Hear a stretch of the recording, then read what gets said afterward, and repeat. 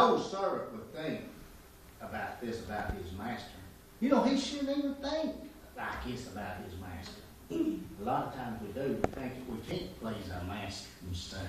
It says, his Lord answered and said unto him, thou wicked and slothful servant, thou knewest that I reap where I sowed not, and gather where I have not strawed. You knew this. Using the servant's own words, the master pointed out that he had every right to require that his servant fulfill their responsibilities. He had not expected much of the servant in the first place. He didn't expect much out of him. If he did, he gave him 5 talents. Mm-hmm. He said, hey, I don't expect much out of this man. No, I'm just going to give him 1 talent and see what he can do with it. See, I'm going to take a chance on him. See if he can go. Because he didn't expect much out of him, you know. It said he didn't expect. His Lord rebuked him as wicked and lazy. He said, you're just wicked and lazy is all you are. You're trying to use all this for a lame excuse. But you know how he was. You didn't have to tell. That's the same way we do sometimes. We try to tell the Lord every excuse right why we can't do something. We're not tricking him. He says, I know how you are. I knew you from the start. Right. You was wicked. You was lazy. You really don't want to serve me. Because if you did, you'd do what I have you to do. It says, having such thoughts of his masters, why in the world did you only deposit the money? If you knew that I was like that, why didn't you deposit the money? Why didn't you take it and say, hey, I can't do much with it, and I don't want to lose. So take it and deposit his money with the bankers that earn interest. Why didn't you do it? I didn't ask you to do much. But you know, he had an excuse, reason. Thou artist, therefore, to have put my money to the exchangers, and then at my coming I should have received my own usher. So every putting the money in the bank to earn interest would have been enough. That would have been enough. The Lord would probably still been pleased with him if he had only done that, Brother Jim. But what we do, like I keep exercising that, we use lame excuses, reason that we can't do anything. Yet the wicked and lazy servant had not even done that. He hadn't even put a tip to it. So, you know, in verse 26, the master is not agreeing with the exchanges against him. Rather, he is saying, if that's the kind of master you thought I am, all more, why didn't you do it? Why didn't you try to please me? Why didn't you try to use the talents?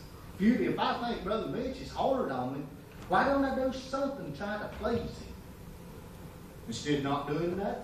Then you are going to be hard at it. If I say, hey, you know, Brother Mitch, he's sort of a hard pastor to please and stuff, well, somewhere ought to be trying to do more to see if he'd change it. If I thought he was hard, this man not done, he didn't do nothing but bury what they gave him. It says the reason more, I put, your words condemn you. It don't excuse you. It don't excuse you for what you've done. You know, in other words. Take therefore the talent from him and give it to him which had 10 talents. The master separated his relationship with the servant, took away the money, gave it to the one who had earned the most. He said, here, I'll give it to you because, you know, you ain't done nothing with it.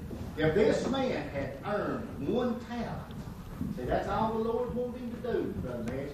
If he had 1 talent and he earned another talent, he would have got the same reward.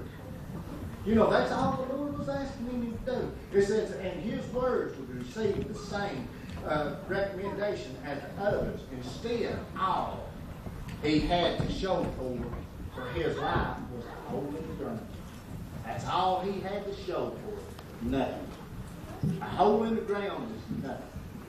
If you got a hole in the ground, you got nothing but a hole in the ground. Where these other men, they got their talents and doubled and stuff. His talent was taken and given to the man with the 10. For unto every one that hath shall be given, and he shall have abundance. But from him that hath not shall be taken away even that which he hath. Jesus had already taught the concept to those who were willing what they are given, even more will be given. The person who diligently prepares for it by investing his own or her time and talents to serve God will be rewarded. You know, if we serve God, and make an effort to it, God will reward us. He don't ask for much. But when we sit on the chair and do nothing and expect God to bless us, it's just like a vineyard. If you don't plant, you don't have fruit. You know, if you don't plant nothing, you don't have nothing. And that's the same way God is. If we don't put nothing forth effort to even try to have nothing to please God, we end up with nothing. You know, the person who has no heart for the work of the kingdom will be punished. God rewards faithfulness.